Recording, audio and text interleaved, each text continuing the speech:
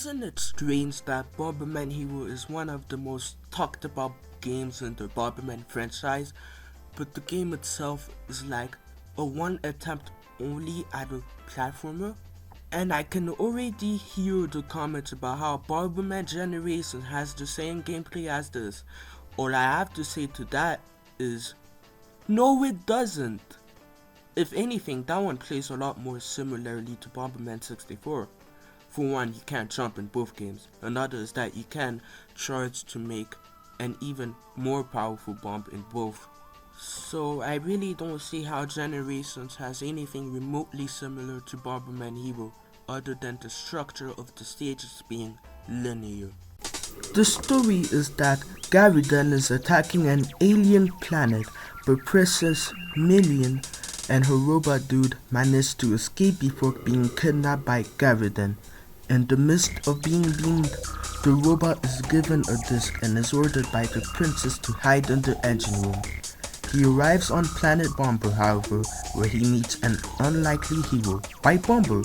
It is now up to White Bomber to not only save the princess, but also save the world, I guess.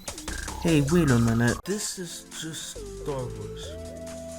And I'm not kidding either. The Death Star, the reincarnated villain, the princess, the robot sent by the princess, and the unlikely hero. Maybe it's because there was a special edition that was released the same year as Bomberman 64. Maybe they were big fans, I don't know. I looked up to see how popular Star Wars is in Japan, and it seems that while it's not as popular as in the US, it's still popular, so what the hell?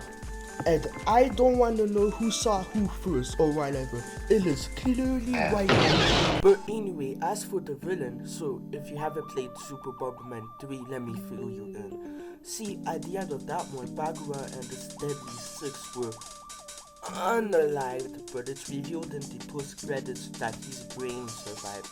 What's even weirder is that in Super Bomberman 4, in that one, he summoned the 4 Bomber King and Bomber King to get sweet revenge on White Bomber, Black Bomber, and their friends. Bagura formed himself into a giant mech. Not only did his plan completely fail, but his mech was destroyed and his mini saucer was lost in the time void somewhere until this game. But there was no way you could have known any of that if you didn't play Super Bomberman 3 and 4, seeing as how 3 never came out in the US and 4 was the first one not to leave Japan. It's most likely you didn't, but anyway, back to the game. I'd also like to correct about them abandoning the planet system in Bomberman 64. I wouldn't say they abandoned it. Planet Bomber is in the game, but it isn't the focus since it mostly takes place on the 4 parts of that floating pyramid thingy. 5, if you got all the gold cards. But it was made pretty obvious by both endings that it was a one-time thing. I mean, look at the sequel. It may not have shown Planet Bomber, but it was because that game takes place entirely in the black hole, trying to escape from it, but also stop the BHB army. Unlike the Bomberman 64 duology, White Bomber can jump, but he can also throw bombs in midair. Jumps are floaty and aren't as snappy as those in platformers. Half the time it feels like I'm on the moon. You can drop bombs with the Z button, just like in Bomberman 64, but also kick them as well. You can throw bombs as usual, but I wouldn't recommend spamming because the explosion comes back to you, resulting in a death. Holding down the B button will result in White Bomber swinging his arm faster and faster until you let go of the button, unleashing multiple bombs. It's kinda cool, but I will miss having the bomb be more powerful by simply making it bigger from Bomberman 64. I won't miss repeatedly tapping the button though. My god, was that painful. Unlike Bomberman 64, power-ups make a return from the 2D games. Bomb Up increases the amount of bomb by 1, Flame Up increases the damage of the explosion, There's also a vest that can protect you from your blast, a very useful one.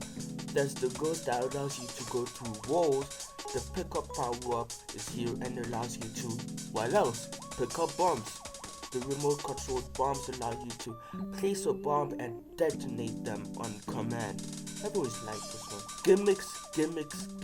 Man, if this game doesn't scream experimental with the amount of gimmicks, then I don't know what will. Levels are structured to be packed but linear for the most part, since sometimes they have open areas in the same level. I'm personally not a fan of whenever the game puts you in these open areas. It's a lot easier to get lost and leads to a lot of frustrations. You no longer need to press 4 buttons or even get gold cards, which is a plus for me. However, if I had to be honest, I miss the sandbox nature of Bomberman 64. Some levels have White Barber equip himself with mech parts. Apparently it was big enough selling point for Hudson sub to be included on the box art, title screen, promotional art. They must have really been proud of themselves, which is really weird because the stages themselves suck donkey donk. In all of them, Bomberman is on a wheel going forward. You can fire projectiles with most mechs, the only exception being the snowboarding ones that are way too fast and slippery, but takes ages to even turn. Bomber helicopter can not only move in all directions, but also drops bombs. There aren't that many of Bomber helicopter, but it's still more enjoyable than the other mechs. Finally, we have Louis? Where have you been? Why weren't you in back of Bomberman 64? Who cares? My baby's back. Oh, and these stages are fun too? I must be dreaming. You can't drop bombs like in the 2D games, which is stupid, but on the bright side, he can wall jump. Oh my god, he can wall jump. Yeah, the game doesn't explain it very well, and it controls about as well as in Mario 64, but who cares? Look at how high he can jump.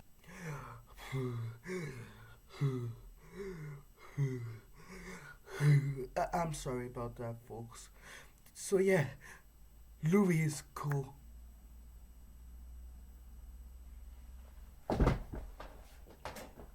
Throughout the game, you will encounter nitros. More like nitro red. It's not funny.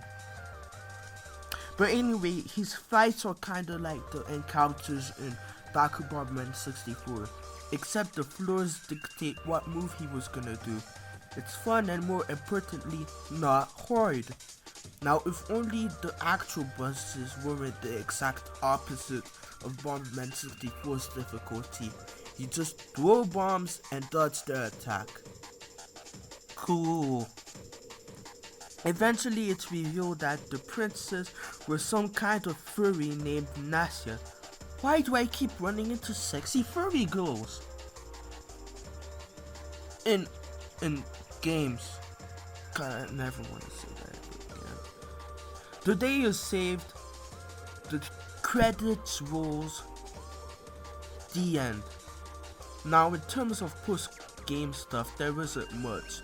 There's a music test screen, but it's pretty much useless because the game's entire OST has been uploaded online. Speaking of the OST, the music here is a lot more ambient and atmospheric than other games before or since. And as much as I prefer Bomberman 64's more catchy soundtrack, I can't deny its well-deserved reputation for being pretty good elevator music.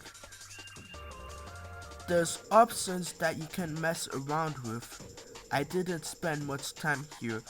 Interestingly though, this game likes multiplayer, which is odd because both Baku Bomberman 64 games had multiplayer. Even the Japanese exclusive Bomberman 64 had a multiplayer. My only guess as to why that's the case was because they were trying to be a lot more looser, more experimental and unique from the others. But I can't help but wonder why they couldn't be bothered to at least have a co-op mode. Playing through the game with your buddy would have been so much fun. Then again, Miyamoto already tried to implement that with Mario 64 and we all know how that went. But I think I already spent enough time playing this game, so what is my final verdict on Bomberman Hero? Well, you know that one game where you could feel the potential but they just don't fully understand or grasp that potential? For me, that's Bomberman Hero. The platforming levels are fun, but the gimmicks that some of them have and the attempt at variety with the mechs, the exceptions being Bomber Helicopter and Louis, feel tacked on and not well polished. And it's a real bummer too, considering that this is Bomberman's only attempt at a platformer. Sir Hudson Soft weren't exactly strangers when it came to platformers. Bonk is the first thing that comes to mind for me, but they never really seemed to want to give White Bomber the platformer treatment. That's a shame, because this game is really not worth checking out for other than curiosity's sake. Well, this was Joseph, and I'll see you next time in Bombermonth.